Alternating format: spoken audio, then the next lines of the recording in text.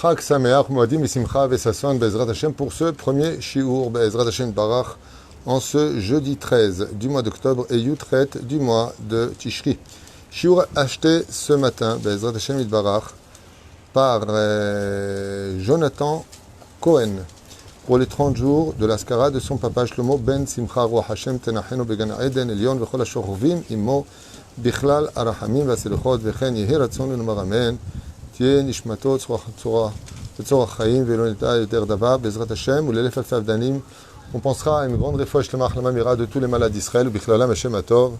מורת אמי, שרת עליה בת אפרת מרים, יעלה בן אסתר, חיה רוחמה אסתר בת רבקה, ז'אן-לוק שלמה בן זעירה, מאיר בן רות סופן, ג'ואל מרים בת שרה, שרה בת...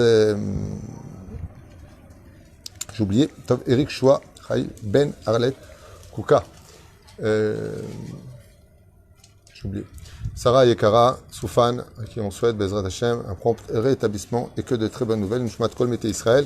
Et on commence tout de suite avec ce shiur.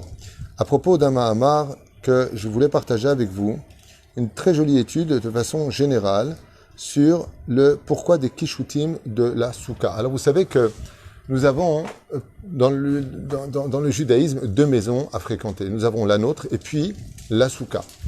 Le Shulchan Aruch nous demande, comme vous le savez tous, de vivre notre souka, qui est une souka momentanée, qui n'a que 7 jours d'existence, comme si que nous étions à la maison. Et nous avons la maison de par elle-même, donc une d'un côté qui représente la maison de briques, la maison de pierre, sur laquelle on commémore la sortie d'Égypte, c'est-à-dire que la fête de Pessah se vit à la maison et non pas dans la souka.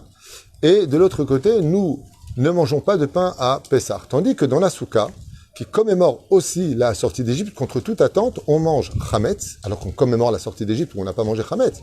Et voilà que, par contre, on mange du pain, mais on est dans la souka. Lama avec etzadou. Au sage de nous dire, c'est très simple. Les murs de ta maison, qui sont faits donc de briques, représentent le ciment, l'orgueil, c'est-à-dire le côté fort de la vie, le côté, Shalom Viviane Achoti Ayekara, le côté puissant de la vie. Quand on est chez soi à la maison, on est en sécurité entre ces 4 murs.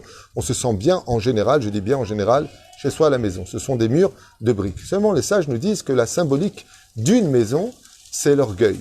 Alors pour contrecarrer cet orgueil, puisque Pessah se fait à la maison, nous allons manger de la matzah qui, elle, représente l'humilité. Car il est impératif, quand on se trouve dans un endroit où Dieu nous donne la possibilité de nous élever de façon en peu soit peu orgueilleuse, comme vous verrez jamais un SDF, une personne qui est sans domicile fixe, s'enorgueillir, une personne qui malheureusement est clocharde ou qui vit dans une pauvreté extrêmement difficile, en général n'a pas beaucoup d'orgueil, il a plutôt le cœur brisé. Et la reine, Dieu nous laisse dans nos murs à Pessah, dans la maison, qui représente l'orgueil de l'homme, le royaume de l'homme, l'homme qui a son adresse, l'homme qui existe à travers ses murs. Mais Dieu nous dit, faites attention, il faut être humble, ne l'oubliez pas, donc mangez de la matzah, qu'elle ne gonfle pas, il n'y a pas dedans de levure, et ainsi donc on se travaille l'humilité de l'intérieur pour la fête de Pessah. Voici comme il y avait de Sukkot. Et Sukkot par contre, on mange du pain qui est chametz, alors qu'on commémore la sortie du pays d'Égypte. Seulement voilà, nous sommes dans un endroit momentané, nous sommes dans une souka, dans un endroit qui est, eh bien, extrêmement humble, c'est quelque chose qui est temporaire, c'est quelque chose qui ne peut pas s'enorgueillir, personne ne peut s'enorgueillir en disant « Ouais, viens voir ma souka, mon humble demeure ». C'est vrai que notre souka ici est très jolie. Baruch Hashem, je vous montre un petit peu comme ça, la décoration de la souka avec toutes les décos qu'il peut y avoir au-dessus, grâce à Dieu. Baruch Hashem, le chasser davar, les lits en bas, il y a tout ce qu'il faut, Toda la kol tov fait. Voilà, donc c'est une très jolie souka, mais bon, bonjour, venez dans mon humble souka, et Matov Manem, il n'y a pas de quoi s'enorgueillir. Mais la souka représente l'humilité. D'un côté, je répète, la maison de l'homme représente l'orgueil du fait de manger pendant Pessah de la matzah. On travaille notre humilité intérieure, car on ingurgite la matzah. Et de l'autre côté, pour la fête de Sukkot, eh bien, nous allons travailler l'humilité extérieure, ce qu'on appelle Meukafim Ananekavon. Nous sommes entourés de la nuée de gloire, donc nous sommes entourés, c'est l'extériorité qui nous protège, car nous sommes dans un endroit où de toute façon notre humilité est travaillée parce que les murs qui nous entourent représentent l'humilité. Le Shulchan Aruch nous dit qu'on doit vivre à l'intérieur de la souka comme si qu'on était à la maison. Mais comme vous l'avez constaté, je remonte une fois de plus, si je montre le plafond que nous avons donc décoré petit à petit, vous voyez qu'il y a des guirlandes, il y a toutes sortes de décorations.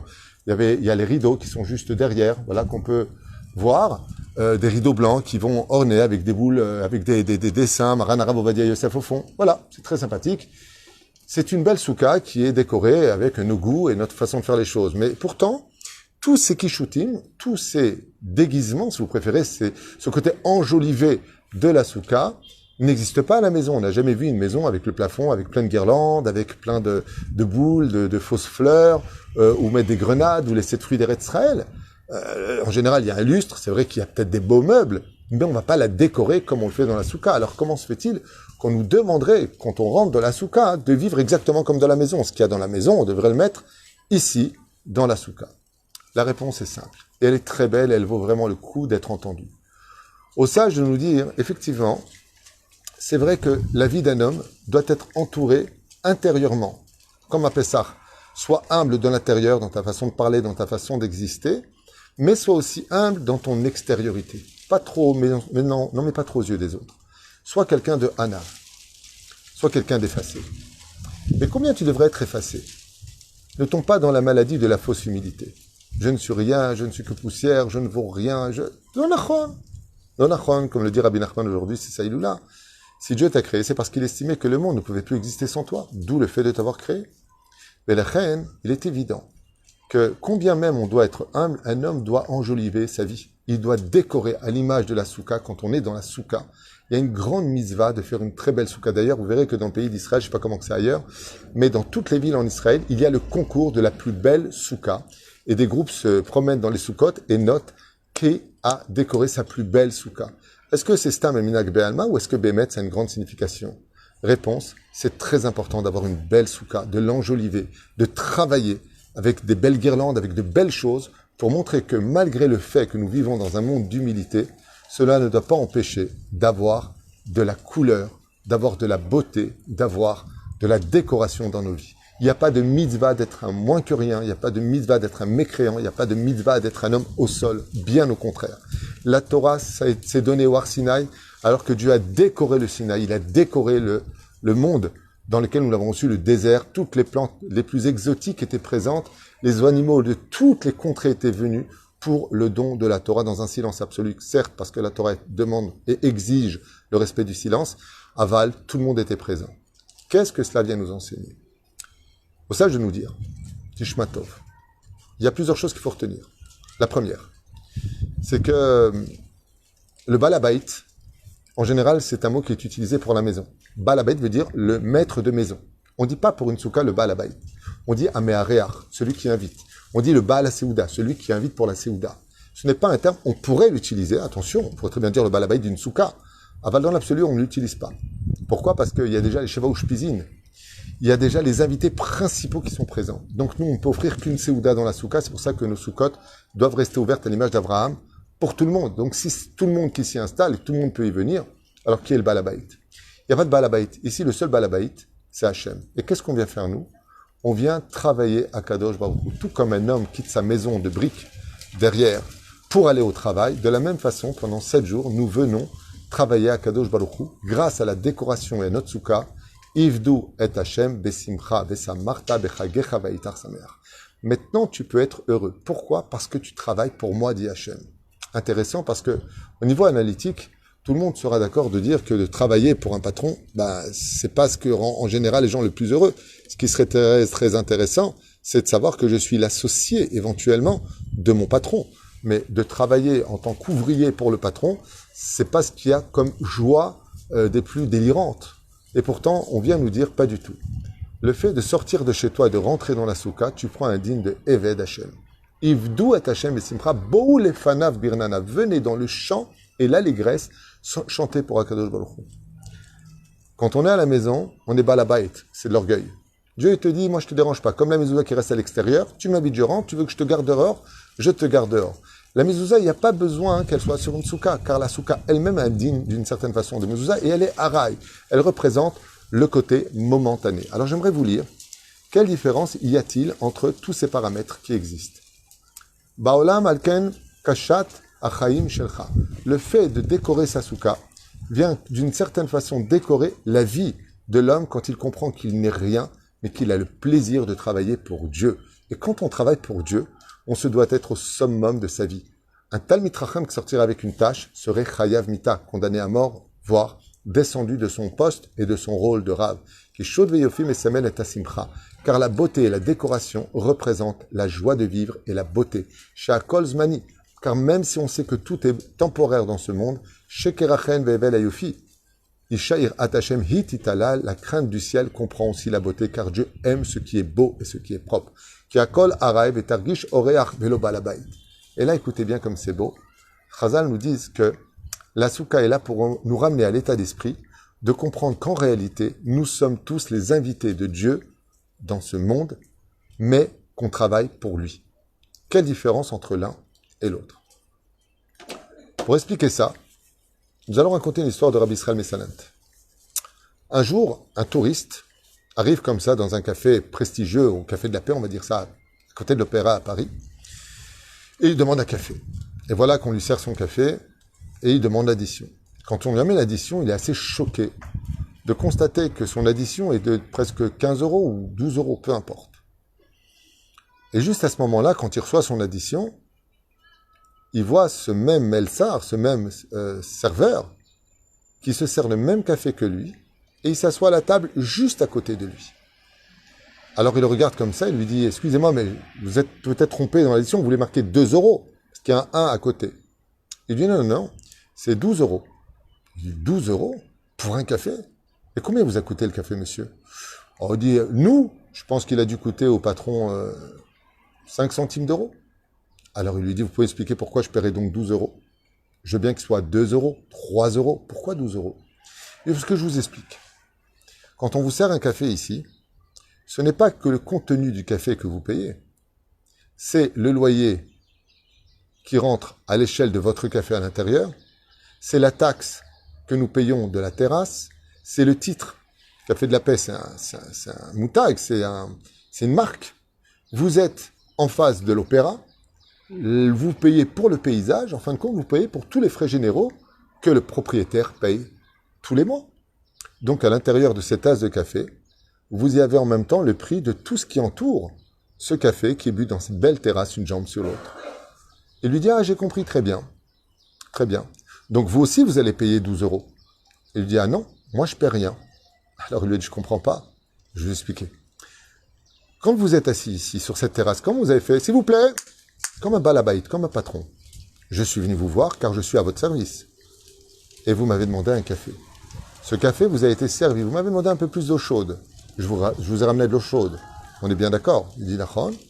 Il dit ainsi donc, vous êtes installé ici dans ce monde comme un balabaït. Quand vous vous installez comme un balabaït, comme quelqu'un qui, comme propriétaire du lieu que vous avez occupé, vous êtes dans un mètre café, eh bien, vous allez payer plein pot. Par contre, il dit, moi, je suis serveur ici, je travaille pour le patron. Dans ce café, je travaille pour lui. Et là, je suis dans mon heure de pause. Et dans mon heure de pause, j'ai le droit de profiter de la cuisine et de prendre un café. C'est dans mon contrat. Ainsi donc, moi, la différence entre vous et moi, c'est que vous êtes un touriste qui vous prenez pour un balabaït, pour un patron dans ce café, parce que vous venez de l'extérieur, mais vous installez ici en disant, s'il vous plaît, j'ai pas aimé, oh, c'est trop fort, apportez-moi. Donc, vous prenez pour le balabaït. Ainsi donc, vous payez le prix fort, tandis que moi qui travaille ici, je ne paie rien. Et en plus, je serai payé à la fin du mois pour le travail que j'ai fait. Ainsi dit Akadosh Baruch Hu. Celui qui se prend pour le balabaït, qui ne comprend pas qu'il y a Dieu, qui est le patron de ce monde, et qu'il n'est qu'un ouvrier dans ce monde, qu'il doit travailler pour Hachem. Il doit Hachem, Moshe Neman Beti. Nous sommes dans le Ushpis de Moshe Rabbeinu, celui qui se comporte comme un Eved Hachem. Il se lève le matin pour servir son Créateur. Il sort de sa maison pour être 7 jours au bête café d'Akadosh Baruch Hu de façon imagée. Alors lui, il peut profiter de ce monde. Tout lui sera donné gratuit, et pourtant, dans le monde futur, il aura sa paye intégrale. Mais celui qui vit sans Dieu, celui qui vit comme étant, je fais ce que je veux, je rote où je veux, personne ne va me dire ce que j'ai à faire, Shabbat, je fais pas, je mange kasher, je mange pas kasher, je fais la nida, je fais pas la nida. Celui qui dit, en fin de compte, moi, Dieu, j'ai pas de problème qu'il soit Dieu, mais moi aussi, je suis un petit Dieu sur terre, qu'on me laisse tranquille, je fais ce que je veux.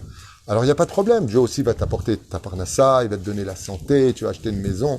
Mais ne t'étonne pas qu'à la fin du voyage, eh bien, tu auras une addition, comme dit Rabbi Akiva, tu vas recevoir une édition qui va être très très salée parce que tout ce que tu as profité, maintenant, il va falloir le payer. Pourquoi? Parce que tu as joué le touriste qui se prenait pour le Balabait. Qu'est-ce qui vient nous donner ce rendez-vous extraordinaire sur l'extériorité du paysage pour lequel on paye si fort ce café? C'est la souka. La souka vient nous rappeler qu'une fois qu'on a passé Rosh Hashanah, qu'on a été jugé, qu'on a été pardonné à Kippour, Dieu te dit alors maintenant comment tu te présentes devant moi? Tu veux venir travailler pour moi? Tu es prêt à monter au Harabaït? Est-ce que tu es prêt? Je parle du côté parce qu'on n'a pas le droit pour l'instant de monter au Harabaït, bien sûr, mais est-ce que tu es prêt, Bezrat Hashem, à travailler pour moi cette année? Est-ce que tu es prêt à te lever, mettre les tefilines? Est-ce que tu es prêt, Baruch Hashem, à étudier un peu la Torah? Est-ce que tu es prêt à t'améliorer, quitter cette débauche qui nous entoure et Bezrat Hashem rentrer dans le monde de la Kedusha, Bamash Bikdusha ou Taora, de tout faire pour ton peuple, de relever ton peuple, si tu peux faire un shlom bayit, de sauver ce couple, si tu peux aider une personne, de l'aider, de le soutenir, pour qui tu travailles. C'est pour cela que nous disons tous les jours, dans chacune de nos mitzvot, Baruch ata Hashem Elokeinu melech haolam asher kideshanu bemitzvotav vetzivanu. Ce sont les mitzvot d'Hashem, les mitzvotav, aval tzivanu. Le fait de dire bemitzvotav fait de Dieu le patron. Vetzivanu fait de nous les ouvriers. C'est lui qui travaille pour Hachem dans ce monde. Lui pourra profiter de tout ce que Dieu lui amènera, Baruch Hachem, et il gardera le salaire du monde futur intégral. Celui qui, malheureusement, n'aura pas compris que dans ce monde, nous avons été créés pour servir la Torah et les mitzvot. Kol ma shebara kadosh baruch hu lo berao ki im lirvodo, que tout a été créé pour Dieu, alors qu'il ne s'étonne pas, malheureusement, à la fin de sa vie, de payer un cheshbon extrêmement salé, c'est-à-dire une cheshbon addition, merci de m'aider, une addition extrêmement salée. Et ça, c'est l'éducation de la souka qui vient nous travailler d'extérieur le paysage en nous rappelant que, tu vois, la vie, elle passe aussi vite que les 7 jours de la souka. On est rentré dedans, on s'est assis sur du précaire, on s'est assis sur un monde temporaire, et voilà que la fête est rentrée, la fête est sortie, ainsi sera la vie pour chaque juif. La question est comment tu t'es comporté dans la souka pour avoir une influence sur toute l'année. Est-ce que tu es venu travailler à Hachem ou est-ce que tu te prends pour le Baal Habayit? Alors que le Baal Habayit est déjà là, avec ses nuées de gloire. Baruch Adonai l'Olam, Amen va Amen, et vous avez un shiur dans 5 minutes. Très très intéressant, un mamar de Rabbi Nachman que je vous conseille de ne surtout pas rater. Chag Sameach.